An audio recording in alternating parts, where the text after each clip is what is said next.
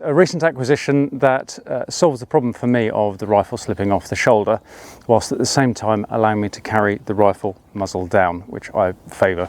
Nothing wagging around up here, nothing that slips off your shoulder and starts pointing backwards if you've got someone behind you. Clearly there are other solutions on the market that have chest straps, but they don't allow for the muzzle down function.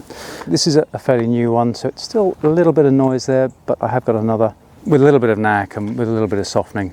That gets quieter, so you don't have a distinctive clicking release, and the rifle is then up into the aim quite easily. Typically if I stop, I would prop my sticks against myself, be scanning, and actually get to reach across the chest.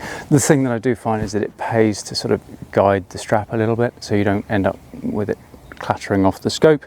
And available in left and right version, left and right shoulder versions, the entire chest strap can actually be unclipped if you want to use it on a shorter stalk, and this is reasonably grippy as any of them are. Clearly there are different solutions for different folks. There's one very popular, I believe the Z-Aim Pro. It's been out for very popular. It's been out for a while.